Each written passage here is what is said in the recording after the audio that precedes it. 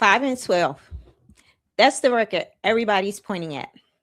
That's the number they put next to our name when they handed us one of the 10 hardest schedules in the entire NFL. 2 road games to start, in their division at that. Then the defending Super Bowl champs come into town. Then they ship us to London. 4 primetime games in 5 weeks. The talking heads looked at that and laughed. Soft rebuild, they said. Daniels can't stay healthy, they say. Washington's a year away. Here's what they're forgetting. 2 years ago, this team was 1 game from the Super Bowl. Last year wasn't a talent problem, so to say. It was an injury problem. 9 starters missed half the season. And this offseason, Adam Peters didn't just patch it, he rebuilt it. Younger and faster. A defense that actually scares people. And a new play caller. And a franchise quarterback with a chip on his shoulder the size of the Lincoln Memorial. So go ahead. Underestimate us. Put us last in the division. Pencil in those losses. Because the schedule isn't a death sentence, it's a measuring stick. And in this video, I'm breaking down all 6 of those opening games, exactly where every one of these teams is going to crack, and why this so-called brutal start might be the best thing that ever happened to us. Now let's get into it.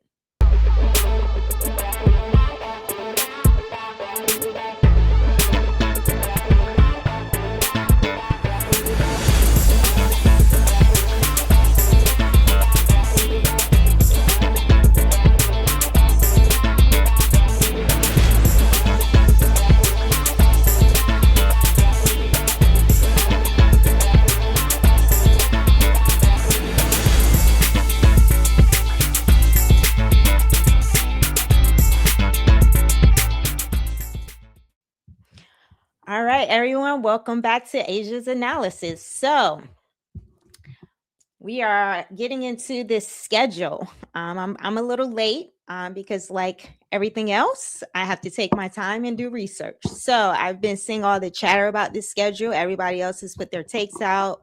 I was seeing some people say that we could possibly come out of this 0-6. People definitely have us coming out of this with a losing record. I've seen a lot of nonsense, but before I actually get into this schedule, we're going to do a few things to kind of set things up. First, I'm going to actually share a statement, or it was very interesting in Chris Long's take. So I do watch the Green Light podcast, and if you're not aware, that is Chris Long's podcast. It leans very Philadelphia Eagles. It's very biased in terms of the audience. And one of the things I do like about Chris Long, he's very open and honest about the Eagles and their issues. And he always gives the Commanders credit whenever he feels that credit is due. So I actually like what he had to say about our schedule and his thoughts. So I'm going to share that before we hop into my analysis. We feel like the floor is raised. Yeah, so they want to put them on TV. The thing, you look at Washington, you talk about how you start the season, the season with a new coordinator, trying to do some new things offensively at Eagles, at Cowboys versus the Seahawks.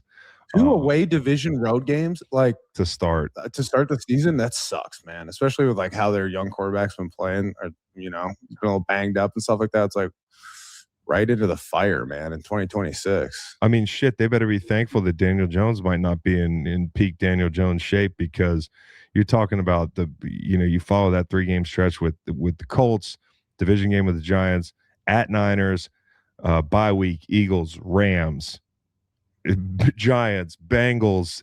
Holy shit. If Washington is in this thing in late November, they're a pretty good team. Yeah. If Washington is in this thing in late November, they are a pretty good team, because that's tough. That is tough. So there's your NFC.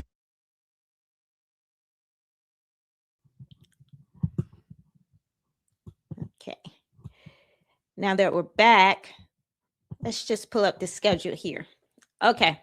So in today's video, I'm primarily going to go through the first 6 games before we hit the bye week, and I'm going to do a deep dive and analysis into every last one of those games. And actually, we're going to take a look at more of their 2025 seasons of all the teams, because I think what you may find is that all of these teams have their warts, they have their problems, they can be beat. Last time I checked, no one went undefeated last year. So every team has its day. So I do not believe that just because some of these teams were good last year, or you were a Super Bowl contender last year, that you are entitled to a successful winning season the next year. We saw that with the Eagles. They looked bad last year. They were the defending Super Bowl champions. They couldn't get the run game going. The defense was still a defense, but that offense fell off a cliff, and they have all of the weaponry over there, and it looked a mess. So we cannot assume that just because a team was good last year that they're going to be good this year. And we can't assume just because a team was bad the previous year that they're going to be good this year. The Seattle Seahawks was kind of middling in the NFC West last year. So they had a horrible quarterback situation, and they made some changes. And next thing you know, here they are out of nowhere in the Super Bowl and winning the Super Bowl. We saw the Patriots go from worst to first. So I don't think that when people engage in these exercises of trying to predict what a team is going to look like based on the previous year, that, you know, there's plenty of evidence out here that tells you that that's probably not the best way to go. And none of those assumptions ever end up holding up to be true. So in an overview of today's video, first I want to start by saying that if you're new here, I know a lot of people have been asking me to do the offensive breakdown like I did the defensive breakdown. I actually did do an offensive scheme comp video. So you have to go back through my channel and find that. And so I do recommend that you watch that, because I did kind of comp some of the concepts and what this future offense would look like. And I compared it to Cliff's offense last year, so you can see where those productivity improvements are likely to happen, or what the floor and ceiling are for more of a Ben Johnson KOC West Coast style offense. So please go watch that video. I have that if you want to look at it. Also, taught both coordinators over on Rio's channel with Rambling with Rio. So go check out the video I did over there talking about the two new coordinators, where I do kind of get into both of their schematic philosophies and how I see things shaking out. Last week, I went over to the Ballin' and Burgundy podcast, and I did talk all things wide receiver room. So in terms of, like, if you're looking for kind of my views on the offensive side of the ball, I have several places you can go to see that. And you can always tap into the defensive position group analysis that I did as well before we get into this. Now, we are definitely going to be getting into this analysis of all these teams to start. And then we're going to take a look at a Sports Illustrated article in Bucky Brooks and see what he had to say, because I found this to be very, very interesting. And I think people are going to be pleasantly surprised at how sneaky good this roster is, and how this roster actually holds up when you benchmark it against certain metrics and requirements and what other teams are doing. I think that just people are sleeping on the roster, honestly, and people are sleeping on the talent. And I think because that our talent is really young and unknown, that people just are not comfortable, really going out on a limb and saying that Washington is going to be a team to contend with next year. I think a lot of mainstream media pundits are very conservative in their takes. And they don't want to be put on the Summer Jam screen if they're wrong. I think they got a little burnt last year by all the injuries, and they had us coming back, and they really were high on us to the point where we were on TV like all the primetime games, and then all the injuries came. So I think people are just kind of in a wait and see mode when it comes to us. And you're going to always have those people that are negative about the quarterback, but I don't find that most people who are legitimately in this space as talent evaluators and actual people who have played the game, most of them are high on their quarterback and still thinks that we have the best quarterback in the 2024 draft class. So I think people should mind where they consume information, because there are a lot of people who are just going to be negative about Jayden anyway, and you can't change that. And we probably shouldn't continue to try to put energy into that. We should be high on our own quarterback. we should just feel comfortable with our quarterback. And I have some data here that I think is going to make a lot of people feel really good about our future here with Jayden, because even when he plays bad and it looks bad, his numbers are still top tier quality quarterback efficiency metrics, right? They're low by his standards, but there are other quarterbacks out here that would kill for the output that Jayden has in bad games. So let's go ahead and get into this schedule analysis.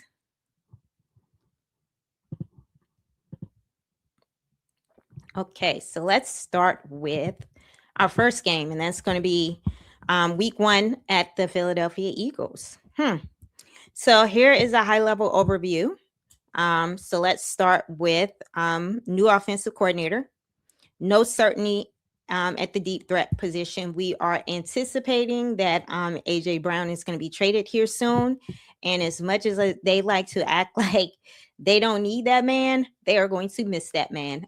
He was the safety blanket. He bailed Jalen Hurts out a lot. And I know there was an influx of wide receiver talent that they brought in the offseason. None of them are going to be replacing what AJ Brown does. He still is a top 10 wide receiver, in my opinion. So you can't replace what he does. And you're definitely not going to have that figured out or replaced in the first game of the schedule. So I do like that we're getting them week 1 before they have times to kind of settle in and develop that chemistry with the new wide receiver core and figure things out. So here's kind of the schedule context. We are opening the season on the road against the division standard bearer. And it comes before either team has had live reps in its new system. So again, when I saw the schedule, I love this game because I'm actually going to give us the quarterback edge. And when it comes to new offensive systems and which quarterback can really integrate and settle into their system more readily or quickly than the other one. I'm always going to give Jayden the edge over Jalen Hurts. I just think from a quarterback IQ standard, and I'm not saying that Jalen Hurts is not a smart quarterback. I'm saying in 6 or 7 years, Jalen Hurts still has not outrun his own scouting report. And that scouting report is that he does have poor field vision and he is a slow processor on the field. And that is why he struggles in progression read schemes and throwing in certain parts of the field and throwing receivers open. So the proof is in the pudding with Jalen Hurts when it comes to, he does what he does very well. But this new offensive system does not lean into what he does very well as a thrower of the football. Philadelphia has won 3 of the last 4 NFC East titles and a Super Bowl in that window. So this is, again, it's very hard to play up there in Philadelphia. That fan base, you know how they are, and you know how they are in that building. But I've seen Jalen play Philadelphia so many times to the point where I don't even think he's intimidated by this team or the building. He actually has very good games against this team. I know, I mean, it's never Jayden. Not Jalen. It's never Jayden that's the problem. It's everyone else. So I did kind of look up his numbers to kind of see how he does against this team.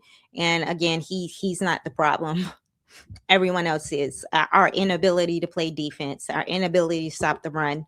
I do think that he's going to come into this matchup ready to go. And I don't think he fears Vic Fangio's defense at all. So the upside of this timing is that the Eagles are also installing a brand new offense like us. So early season rust cuts both ways. A fast start here will echo through the standings because we play 5 of our 6 division games on week 10. So if we can take advantage of the Eagles still trying to get themselves together and still trying to acclimate here, and still one out the gate, that puts us in a good position. So let's take a look at the Eagles 2025 and where they crack, right? So the first bullet point here is that they have a new offensive coordinator and no AJ Brown. So Jalen Hurts' efficiency numbers dictates or indicates that he does not play well against too high zone, right? And I've done so many videos here on our new defense. And what is the one thing that we're running on the back end?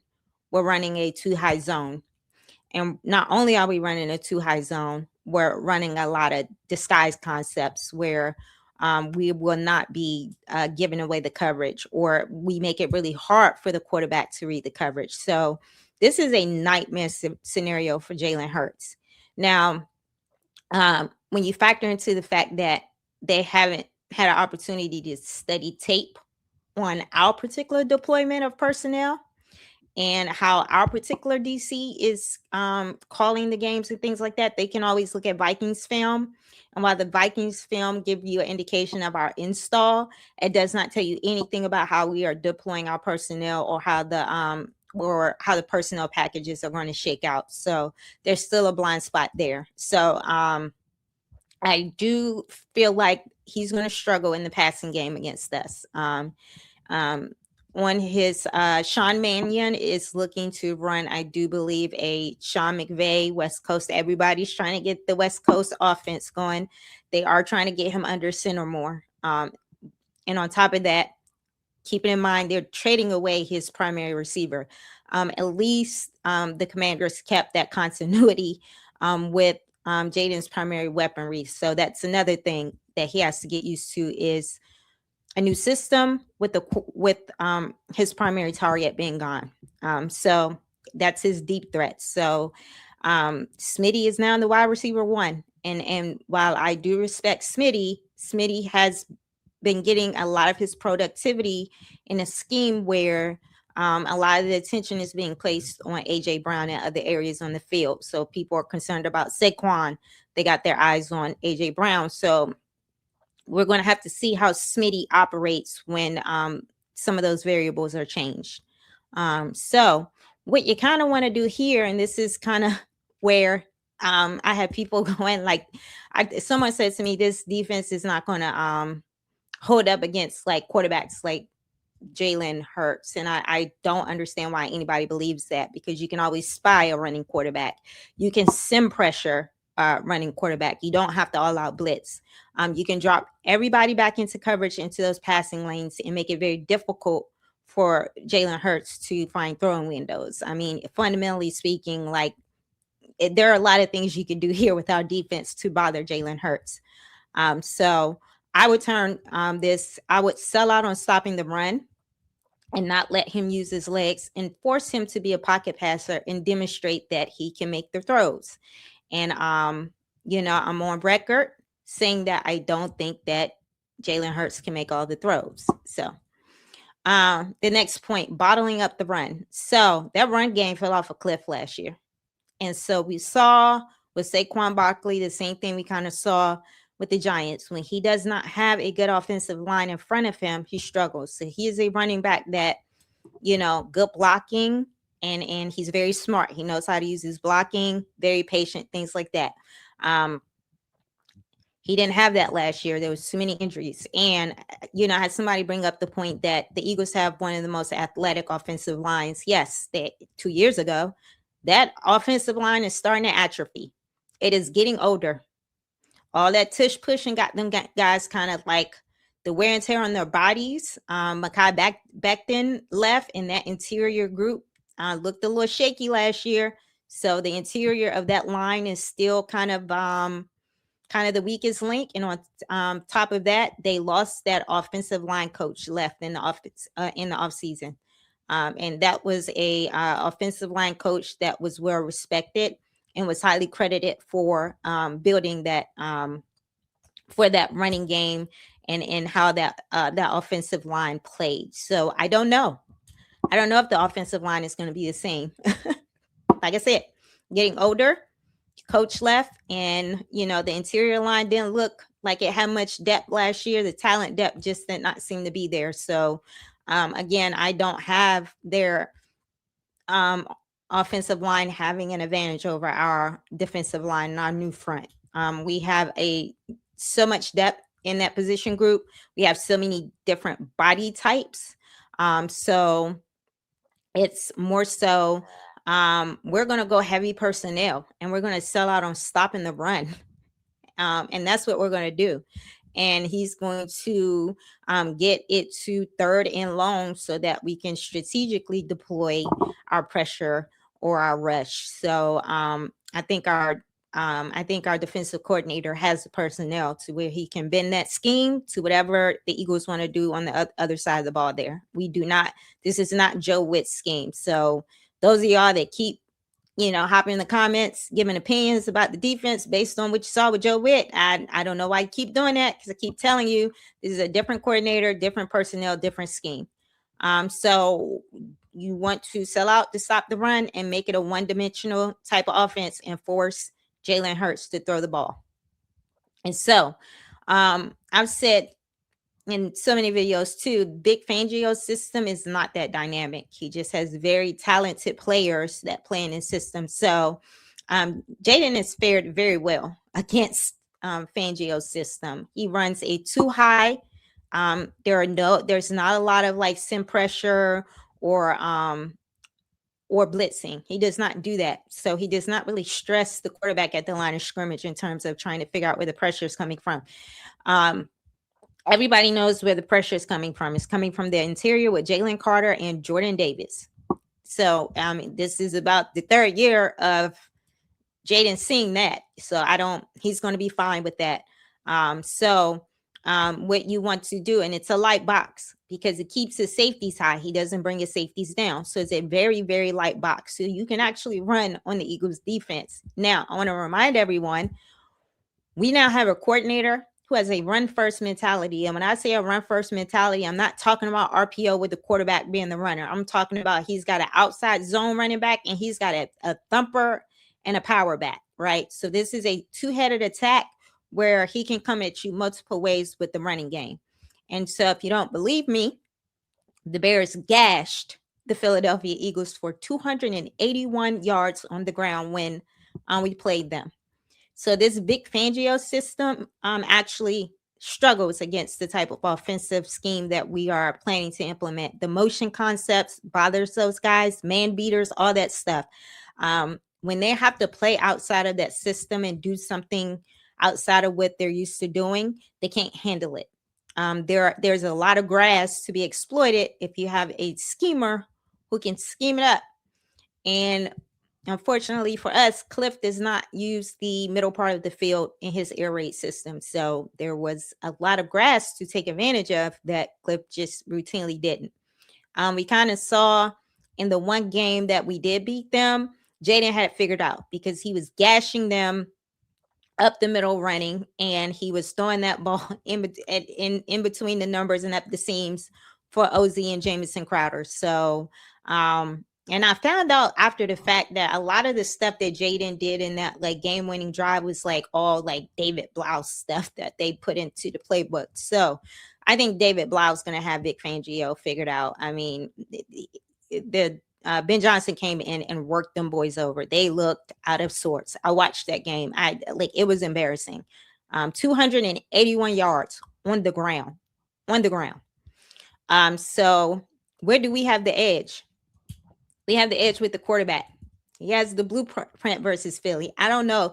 For whatever reason, people in the fan base want Philadelphia to be what the Dallas Cowboys actually are to us. Like, we do be winning games against them. Like in the last 2 years, we have split the matchup. Like we've gone about 500. Even last year when we had the 3rd string quarterback in there and we were doing everything we could to lose that game, we won the game.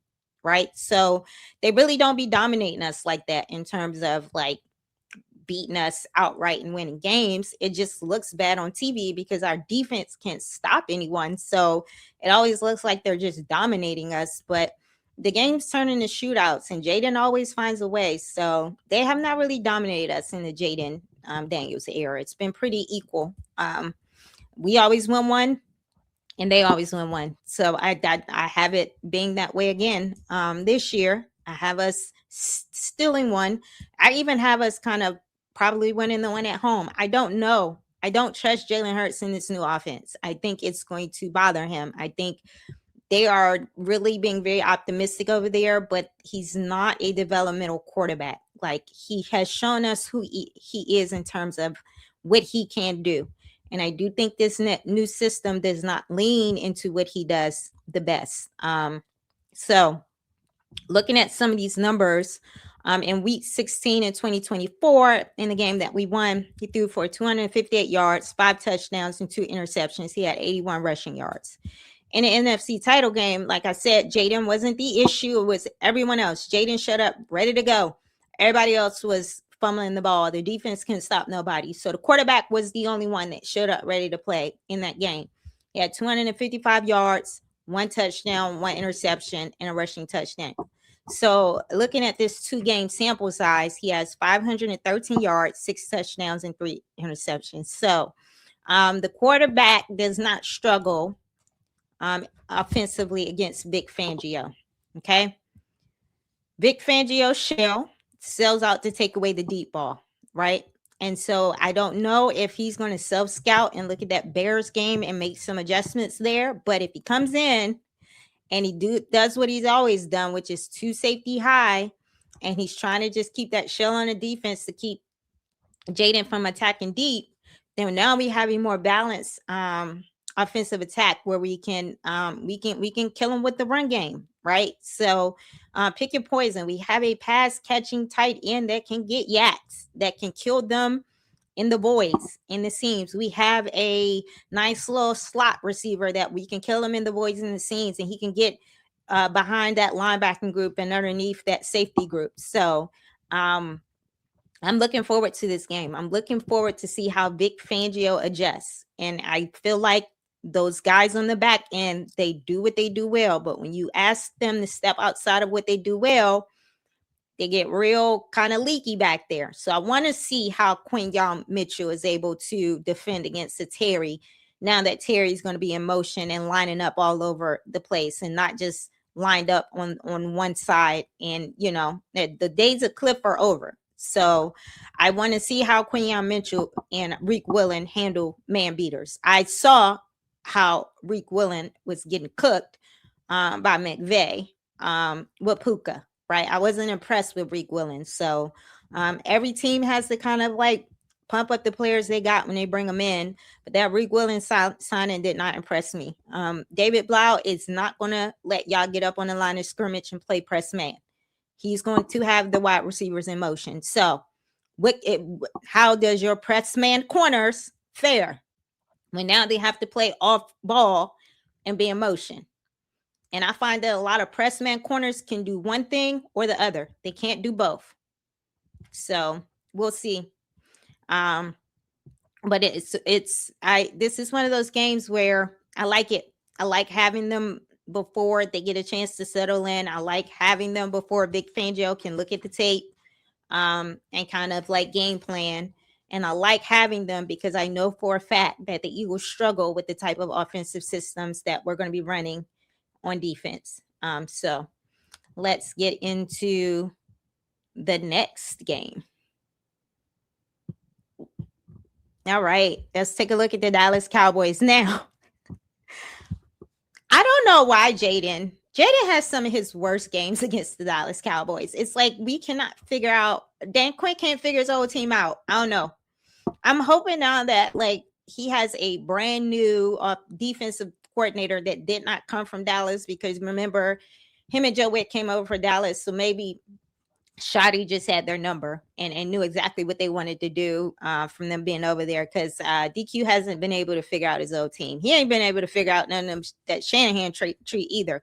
It's like all of the teams that just know DQ inside and out, knows his defensive philosophy and what he wants to do, so they know how to attack it. So I'm actually looking forward to the defensive philosophy belonging to someone else this year. And that's Devontae Jones, you know. So I think some of these teams are going to struggle because it's no longer Dan Quinn's defense or defensive philosophy.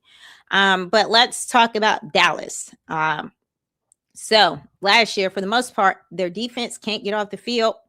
So basically, just if you can sustain drives and win the shootout game, and we saw that You remember that game at home where they were just slinging it, going back and forth, back and forth. And if the kicker would have just made the kick, bro, like, come on. But yeah, that was a shootout. They were going back and forth, back and forth. So listen, man, Dak, I have a lot of respect for Dak as a regular season quarterback in that offense. That offense is clicking on all cylinders. They got the chemistry. They didn't make any like major changes. George Pickens is coming back. They paid the running back. Like, it's, they're going to come out there and they're going to be Dallas on offense. So, I think the big thing we have to do here is kind of mitigate a little bit. And I do think that the pressure package is going to bother Dak a little bit. I'm very curious to see. I know that I trust CD to not get frustrated with all that back end action and it disguises in the zone. But George Pickens, I don't know. I still think he's a little bit immature, and he kind of checks out in games when he doesn't get going right away. And I do have that zone kind of bothering him, because I find that while he's a great contested catch, body control type of receiver with a good catch radius, I don't find that his route tree really stresses you out defensively. Like, he basically just stacks your corner. So that's all they were doing last year. They were just moving them boys around back and forth and picking on Marshawn Lattimore, So Marshawn Lattimore is not back there anymore. And again, this is his own defense. This is not man. So this is leverage concept. So they're going to aggressively defend the stem of the route and not give up leverage and let George Pickens just like stack them and run around them out there. So he's going to have to be willing to catch routes in a part of the field that he usually doesn't work. He's usually the boundary. CD is kind of slot over there. So I kind of want to see how George Pickens works in those scenarios. But I do think for the most part, the offense is going to be the offense. Now, here's the unknown, and this is where they had the issues last year.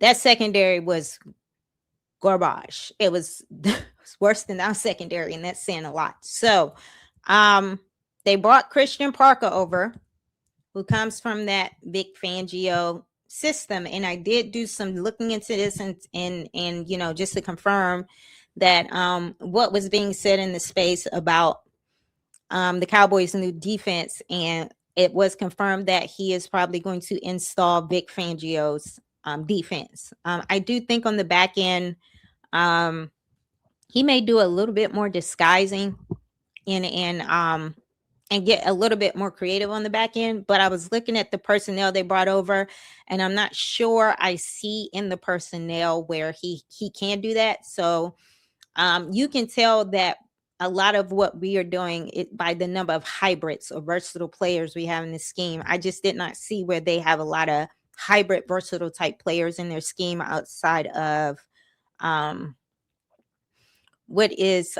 Caleb Downs, who can play like a nickel slot, box safety and free, So I do think that, Caleb Downs is going to be their Cooper DeJean on that second level. And he's basically the apex. I know I brought that concept up when I talked about Quan in our system. An apex is like a big nickel. That's basically what the apex safety is.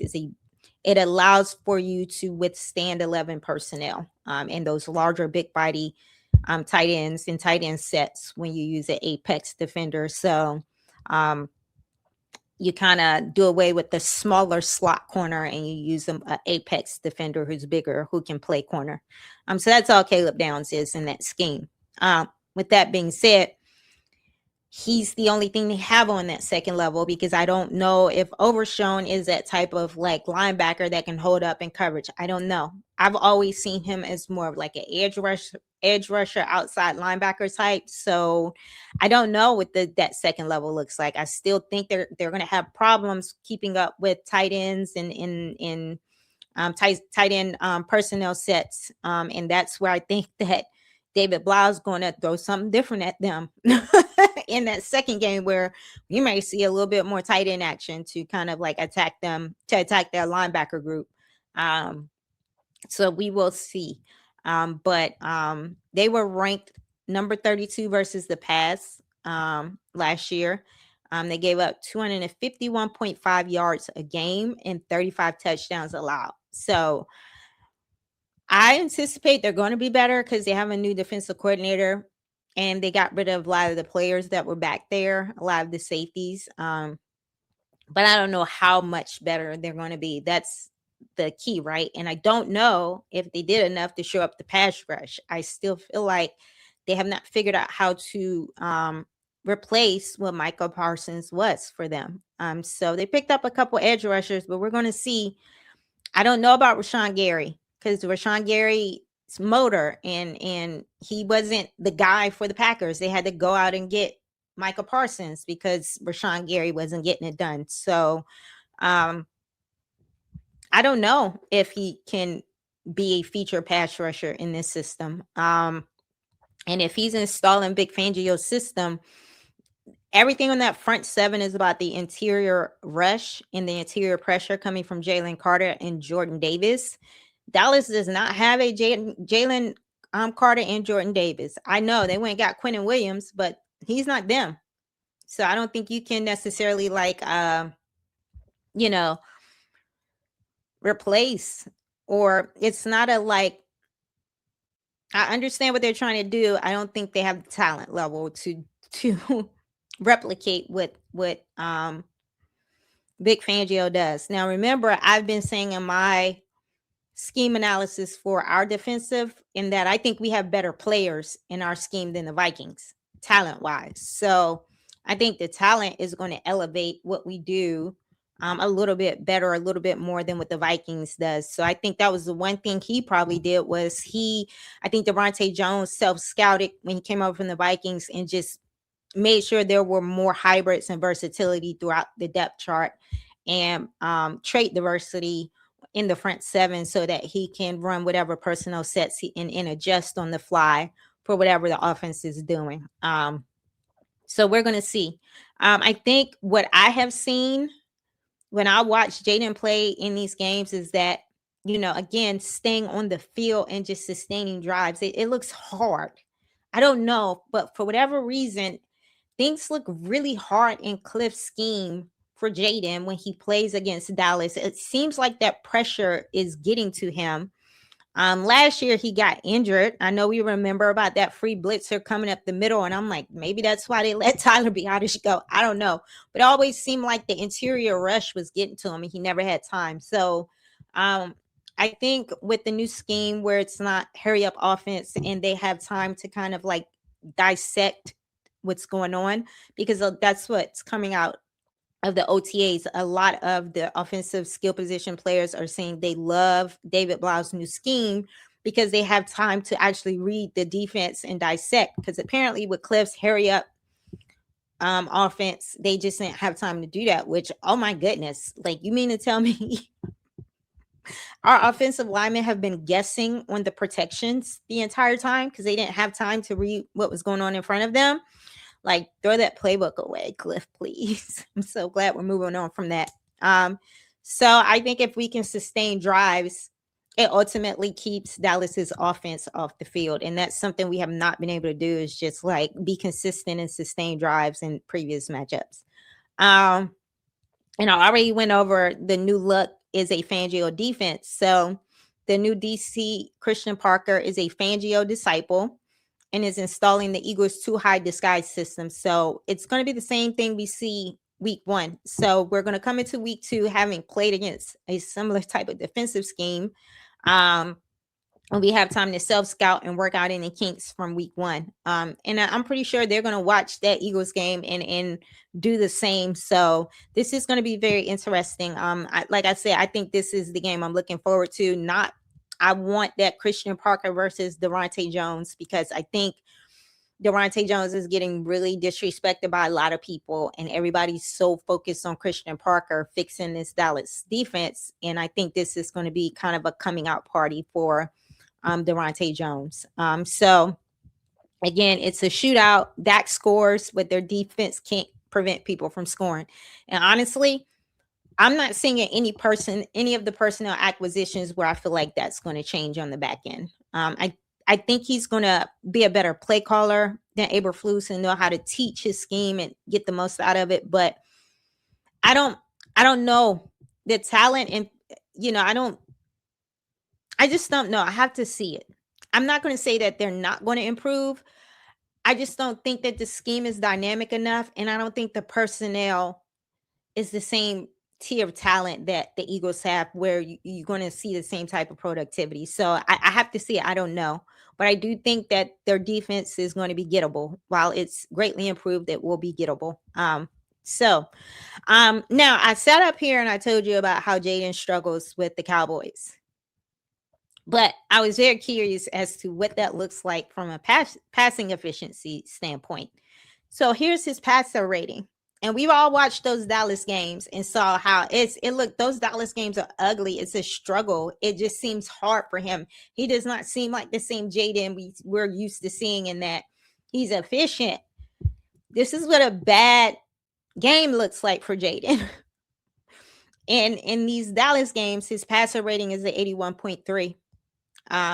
He's passed for 469 yards. He's had 3 touchdowns and 2 interceptions. So even with struggling, his passer rating is 81.3. So I think people need to stop being so insecure about our quarterback and stop constantly comparing. Y'all are really caught up in this 2024 draft class nonsense. And the most recent thing I'm seeing is people are all in their feelings because Caleb is on the Madden cover. I don't care. The Madden cover, let them have the Madden cover.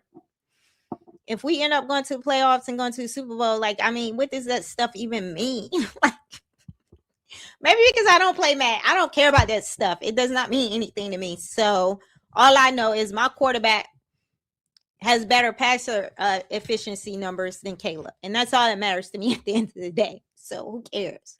But yeah, we cannot turn this into a slog. We gotta come out and stay, keep the quarterback on schedule, and we have to sustain drives, because if you sustain drives, then it keeps their offense off the field.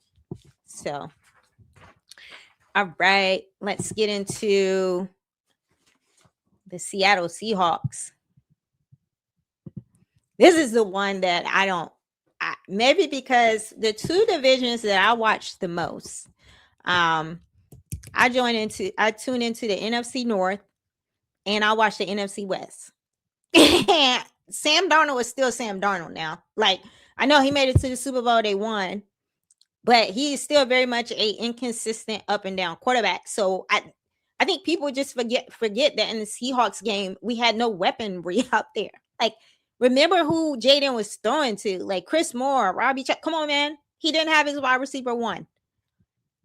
And I'm not sure Cliff bought his A game, because we had freaking defenders in post-game pressers saying they knew everything Cliff was running. So, what is our quarterback supposed to do when the opposing team's defense is saying they knew everything our coordinators were running? They knew what was coming.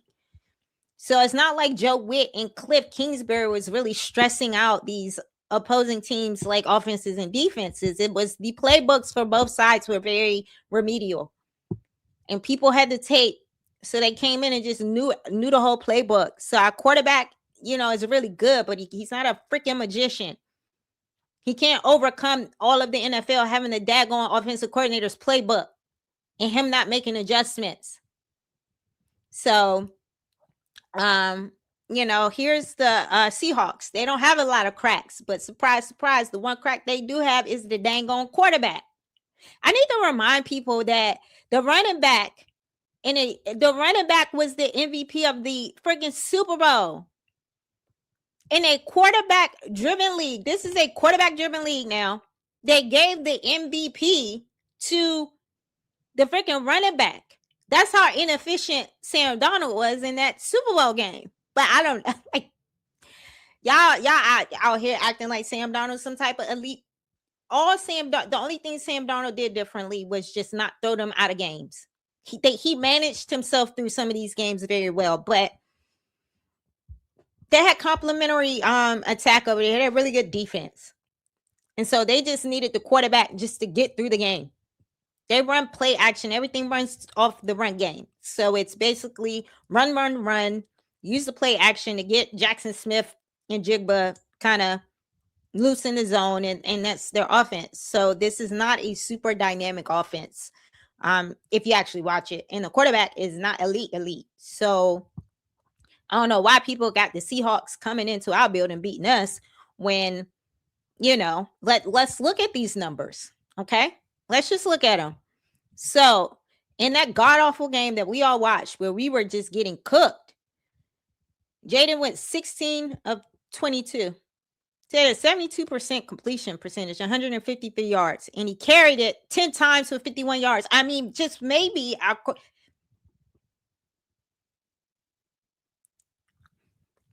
why do you have our quarterback running this ball 10 times against that Seattle defense? Why? That's why he got hurt. Like, let's be honest. We should not have sent him out there with what we had to give him to play with in that game. But I get it. Jayden probably was like, I want to play. But, I mean, that was just, there was no other outcome that was going to happen for that game. We were going to lose it. We were severely outmatched. And I just hate that our quarterback got injured playing superhero ball. But for the most part, he had a 6.95 yards attempt. It was not an explosive passing attack. Cliff went nothing down the field for him. And Cliff didn't have the answers. Cliff can't scheme wide receiver open to save his freaking life, man. God, he sucks. But yeah, 16 for 22 is not bad. He wasn't missing too many, basically, is what that says. So even when the quarterback goes up against a really good defense, he's still pretty efficient in his completion percentage. So based on his efficiency from the last year's game, where that was an awful game, we all saw it. I have no, like, they wasn't really stopping him like that. The coordinator just didn't have answers. The coordinators just had an inability to sustain drives. The coordinator could not do the punch, counter punch thing. The coordinators got out coordinated, I guess. But Jayden went out there and did the best he could, and it was 72% completion rate. So there's nothing in how he played last year that tells me he can't go out there and light him up again. This time, I think we just have a better coordinator that'll get that ball in the end zone, and we'll have a more balanced attack in that we'll be running the ball. But let's talk about their issues, because Sam Darnold is still a problem for them. He's very sharp versus an obvious blitz. He has an 88.6 PFF grade. But when you mug the middle, then rotate, he unravels. So when you simulate pressure, you make it hard for him to see where the pressure is coming from, his pocket presence, his fundamentals, they all break down. And for people who want to just tell me, well, yeah, because that's somebody who tried to tell me that the defense not going to work against Sam Darnold. Yeah, before you say things like that, Google is just right there. He played against the Florida scheme last year, and it worked against them. He had an NFL high 7.8% turnover rate when pressured, 8 interceptions under duress. Oh, did we forget the MVP of the Super Bowl left in free agency? Oh, and by the way, their starting running back, Charbonnet, blew his ACL. We don't know if he's going to be back, or even if he's back, will they be easing him in? Will he have the same we don't know. So these are all the things, and when people are sitting on the internet giving opinions, ain't nobody looking at nothing. Their entire offensive attack is predicated on that run game being there for them, and the run game is gutted. The 1,757-yard backfield is gone. So this is a one-dimensional offense right now. It falls on JSN and Darnold. And when you turn Darnold into a one-dimensional quarterback where he does not have a balanced run attack against the type of pressure we're going to send at him, it's a recipe for disaster. Oh, and let's talk about their quote-unquote the dark side, that dominant defense. If Cliff had an ability or just used the tight end sets more, there was plenty to exploit in the defense. They have a lone defensive flaw. The dark side, nickel, runs light. They have undersized linebackers. I watched every game they had against the Rams, and McVay torched them. It was a shootout. McVay killed them with the 3 tight end sets. So all we got to do, what did we pick up in the offseason? This is when y'all sitting up here talking about we don't have enough weapons or we don't have enough in the wide receiver room. Maybe they looking at their schedule and doing the same type of research and scouting I'm doing and looking at functionally what's needed to beat these other systems. We got Chig. We got a slot receiver. I'm hearing out of OTAs from Bates that, yeah, we're going to see more 12, 13 personnel packages in this David Blau scheme. So while y'all talking about we need more wide receivers, all the trends is that you need people who run routes in between the hashes and up the seams. And what wide receivers do that? Slot receivers and tight ends. So I do see that this is going to be the one game where David Blau is going to be doing a lot of play action and getting them tight ends out there because there's grass available to use and to attack. And so this is going to be probably a game that features Chig. But remember, this is a game that we're playing at home. So, I don't know why people are automatically assuming they're going to beat us. They have some things that they have weaknesses, just like everyone else. So, and their main weakness is their quarterback. Sam Darnold is still Sam Darnold. He's just not putting the ball in harm's way as much as he used to. But the scouting report is still holding up to be true on him. So the pressure breaks him. The Vikings blitzed him at a 60% rate. These are his numbers from the Vikings game, the Flores game. 14 for 26, 128 yards, 4 sacks. He had a QBR of 18.3 against the Vikings. And if the Vikings didn't have that third string rookie quarterback in there who played just as bad as Sam Darnold, they probably would have had a chance to win this game. But unfortunately, they have Max Brosmer in there or whatever, Brosmer or whatever his name is in there. And he looked a hot mess. He was shell-shocked by the Seahawks defense. Both of these quarterbacks played like ass in this game. The defense scored all the points for Seattle. Sam Darnold did nothing against the Flores scheme. So don't tell me our new scheme is not going to hold up against quarterbacks like Sam Darnold, because the proof of concept is right there. It did. Flores he smoked them. Them wide receivers couldn't get nothing going. Go look up the box score. Jackson Smith and Jigba did not have a good day. So basically, all you got to do is keep them in that pocket. Don't let them roll out. Simulate pressure, confuse them, and have them hold on to that ball. One or two things is going to happen. He's going to hold on to the ball long enough for the pass rush to get there, or he's going to panic and force the issue and throw interceptions. So, no, I don't think the Seahawks all that. I think the field was weak. And if we're being honest about that Super Bowl and the playoffs last year, who was not in the playoffs last year? Lamar Jackson was not in the playoffs. Patrick Mahomes was not in the playoff. Josh Allen got eliminated early. Like, it was a weak field in the AFC group. Bo Nix got hurt. Seahawks just benefited from wrapping things up and getting that bye week. And then having to play against opponents that they knew very well. So they had the Rams number. All right. Let's take a look at the Colts. Everybody got the Colts beating us. I don't know why. They over there effing up super bad when it comes. They listen.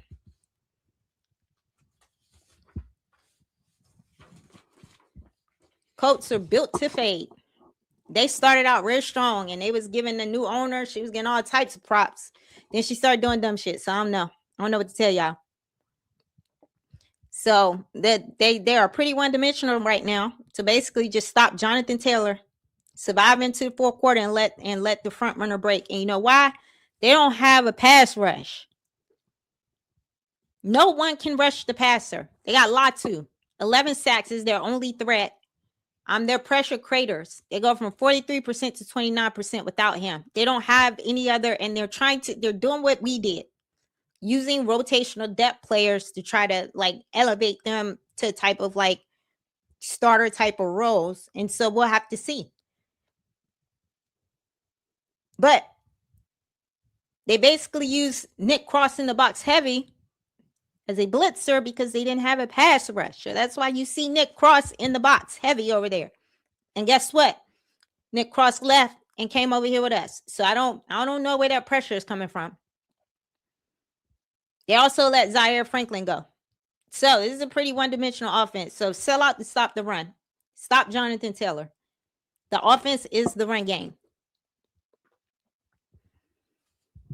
So when that run game stalls, they faded to 8-9 once on the back end. That's what happened. No longer had a quarterback. Everybody sold out to stop the run, and it was over for them. Oh, they paid the offense and not the defense. So they gave a quarterback with a busted Achilles $88 million. I don't know what they're doing over there. And then they gave Alec Pierce all that money. And my man is a one-dimensional, like he don't got no route tree like that. He's a go ball merchant. That's what he does. So we're going to have to see. Because now it's like you may have taken a wide receiver without a route tree and elevate him up the scouting report. And so now he getting quarterback one attention and he getting the safety coverage rolled over to him. So I don't know if he got it like that. But you let Zaire Franklin and Nick Cross walk. So your defense just got thinner. So they do got Lou Anarumo over there. So I know he's going to have them guys coached up and ready to go. But ain't nothing they got going on the offensive or defensive side of the ball really scare me. That should make me feel like they got to lace them up and play us. And when I say nothing scares me, I'm not saying that we're going to go out there and just like blow people out. I'm saying at the end of the day, if I feel like that with proper scheme, coaching, and prep and strategy, we can beat this. They got a quarterback coming off an Achilles. We don't even know who the quarterback going to be. And even if Daniel Jones comes back off of that Achilles, history has shown us those quarterbacks don't come back quite the same. It takes them a while. It's not like they don't come back and be balling.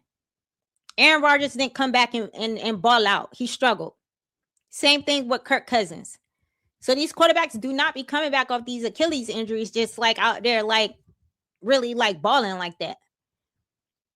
So yeah, I don't know why people feel like they're gonna beat us, but apparently, yeah, they that good that people are already penciling at him to be a loss for us. So I do have us having the edge in this game in that if you sell out to stop the run, they don't have an effective pass rush. I don't think that defense is really going to be what it was last year. They let too many pieces go. And I do think that our quarterback is talented enough to shred their defense. So, yeah, we'll see. All right, let's talk about the Giants. Now, I'm not even like, until the Giants actually beat us, they can't beat us. Like, Jayden Daniels has owned this team, so I'm not even about to sit here and pretend like they finna be a problem for us because they have not demonstrated that they're going to be a problem for us. And with the offseason that they haven't, I don't know. I don't know if Jackson Dart going to come in and be ready because he got everything else going on besides football. So they seem a little distracted over there. We know they blow leads. Make Jackson Dart beat you. I don't think he has it up there in between the ears. I don't think he that kind of quarterback where he gonna really like dice you up from the pocket and really use his arm. I think at the end of the day, he gonna tuck that ball and run every single time. And I look forward to it. Because now we got the linebackers on the second level to make him pay for it. He was a league worst 34% under pressure as a rookie. He can't handle pressure. And he in the pressers talking about, yeah, it looks like we're going to be running the ball a lot. It doesn't look like they're going to really, they don't trust him to throw the ball. They went and got a fullback. They about to be paying the playing the power run game, and good luck with that. With a head coach that couldn't even hand the ball off to Derrick Henry, a future Hall of Fame running back. So I'm not scared of the run game until John Harbaugh shows me he could be a good situational coach. He'll be managing a game very well for me. And Matt Nagy did not really impress me with whatever he called himself scheming up out there with the Chiefs with their run game. So I got to see it. Until I see it, I'm not impressed with nothing they did in the offseason. I think they got John Harbaugh and just automatically they want the Giants to be so good, so bad. And they want Jackson Dart to be the it quarterback out of that class so bad. So they really hyping up this group, and I don't see it. I just don't see it. I'm not impressed with nothing they did in the offseason. Nothing. So the front is gutted. So they already had pretty much one pass rusher, and that was Brian Burns. Like nobody else really can get to the quarterback like that. And then you let Sexy Dexy go. So they traded away the anchor of the defense, the most double team defensive tackle in football. Who keeping them linebackers clean? John Harbaugh, y'all went out and got Arvell Reese. Who keeping the backers clean?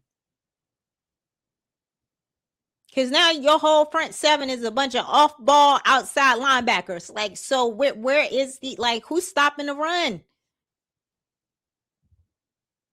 And I still don't know if what they did on that back end to make that back end better with the personnel. So I don't see the defense stop. Jayden been lighting this defense up. I don't see them stopping them. But so new coaching, new regime, same old roster. Like I said, they brought in a new coach, but none of the roster moves really excite me. So I'm not, yes, it's a division game, but why do people feel like they're better than us when they were worse than us last year?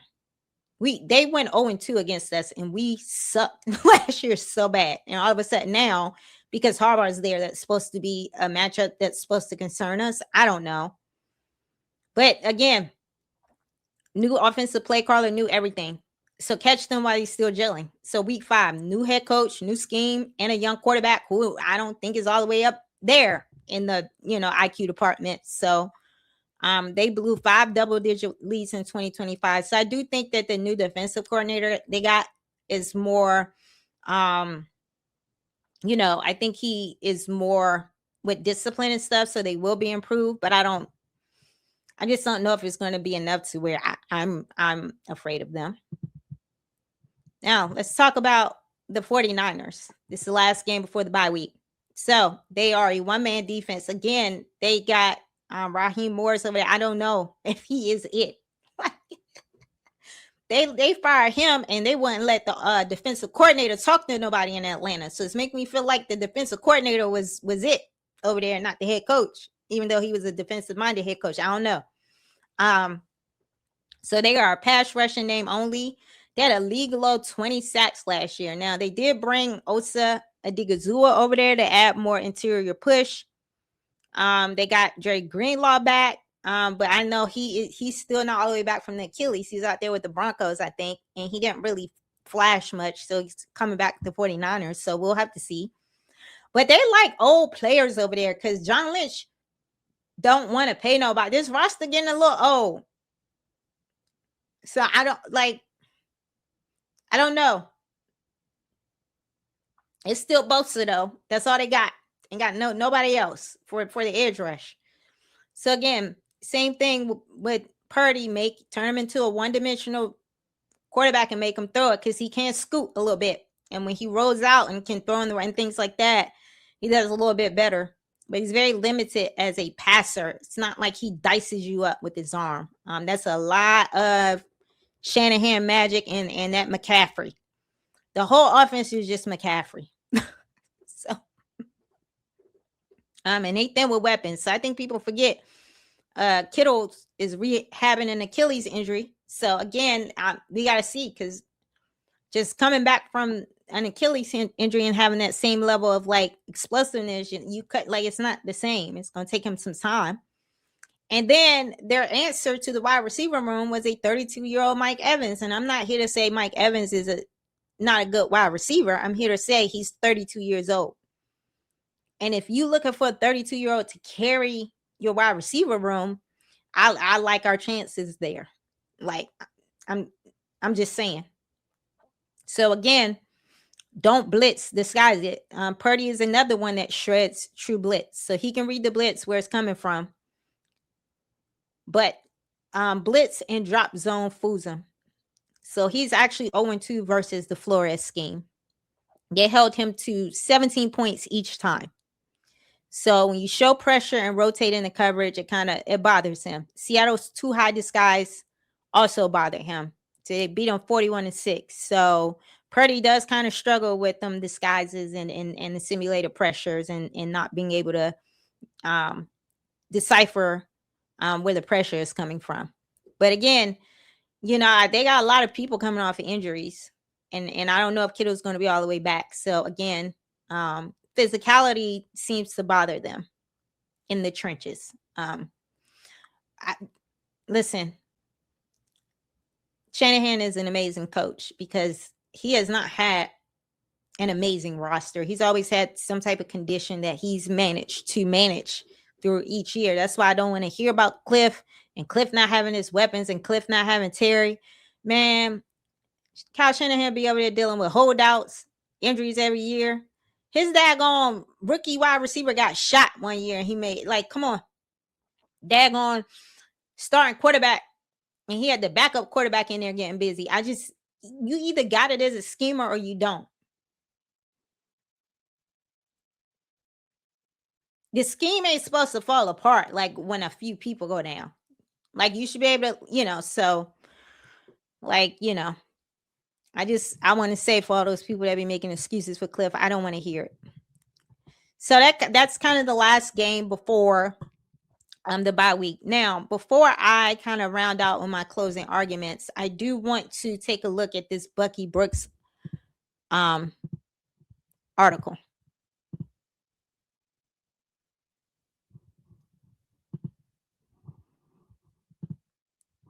Okay, so a couple of I like the breakdown that Gerard BTV did on this, so go check him out. But he talked about the roster formula. And NFL.com's Bucky Brooks uses a formula to assess whether a team has a solid championship foundation and a ranking system to gauge its strength. So according to Bucky Brooks, a potential championship franchise should have the following 12-player formula: 1 quarterback, 3 offensive playmakers, 3 quality offensive linemen, 2 pass rushers, and 3 back 7 players. In addition to the above, each player selected as part of a championship foundation received one of the following color-coded classifications. Blue means that they're a top 5 to 10 player at their position. Green, a really solid, dependable starter. Yellow, potential concern due to age, injury, or contract. Purple, an unproven young player with blue chip potential. So based on Bucky's system, let's see how our roster shakes out. All right. So here's the verdict. Are the Commanders built for a title? We have 4 blue chip players. So he's basically saying they're top 5 to 10 in their position group. So that's the quarterback, the wide receiver, and 2 of the offensive linemen with Sam Cosmi and Laramie Tunsil. Then we have 2 green players, which are really solid, dependable starters. So we got that in Chigo Okonkwo and Odafe Owe. And this is where I think a lot of y'all just sleeping because y'all like to ignore the young talent as not being good on this roster. And everything I look at in that, we have some really good young players that just have not ascended yet. And so we have 3 purple players. And what does purple mean? These are players that are unproven young players that have the potential to be blue chip players. So for a lot of y'all that keep trying to cut Bill off the roster, he's perceived to be a blue chip player based on his productivity last year. Josh Connerly, as an offensive lineman, is perceived to be a blue chip player if he continues on the trajectory he's on. Trey Amos is projected to be a blue chip player if he continues on the trajectory. And Sonny Styles is projected to be a blue chip player. So he's basically saying we've got the young players with the upside that makes us a team built for a title. Now, we've got 2 players here that are potentially problematic. And that's because of age, injuries, or concern. And y'all heard me talk about Dorrance Armstrong and Frankie Louvu being close to age 30 and also being contract years. And so I do feel like some of the snap share is going to be impacted because they're going to try to phase these 2 players out. And I know I love DA too. And I actually like Frankie Louvu, but this is the business of football. They didn't get contract extensions last year. I think we're going to let them walk in the offseason because we went out and got more young linebacker depth. And we have a plethora of edge rusher depth, and they're younger. So we'll see. But this is what Bucky Brooks had to say. The Washington Commanders should no longer be viewed as a team without blue chip talent or a future. Let me repeat that for the people in the back. The Washington Commanders should no longer be viewed as a team without blue chip talent or a future. In reality, Washington's GM Adam Peters has been piecing together a 2026 squad that likely raises some eyebrows, but ultimately needs time to develop. It's a rebuild, y'all. And some of y'all seem to be in denial about that. And so y'all have to look at these younger players as they're part of our future. It's a delicate balance of just bringing in a bunch of established free agents and then also trying to make sure that our younger talent gets elevated in the scheme. So with that being said, I'm going to get into my prediction now. And I have us as a ceiling coming out of the bye week 4-2. I have us beating the Eagles. I have us losing on the road to Dallas. I have us winning at home with the Seattle Seahawks. I have us beating the Colts in the international game. And I have us beating the New York Giants at home. And then I have us, because we're on the back end of this gauntlet, just kind of running out of steam a little bit, heading into the bye week, and potentially losing to the 49ers. And not because I don't think we're not good enough to beat them. This is just a gauntlet. And so, it's very much possible that we fly out to the West Coast and we don't have it. I think it'll be a close game, but maybe all of this travel and being on the road early on catches up with us. So I have the ceiling being that we come out of bye week 4-2. Now the floor is a 500 record. So we could potentially lose any one of these other games, but the floor is a 500 record.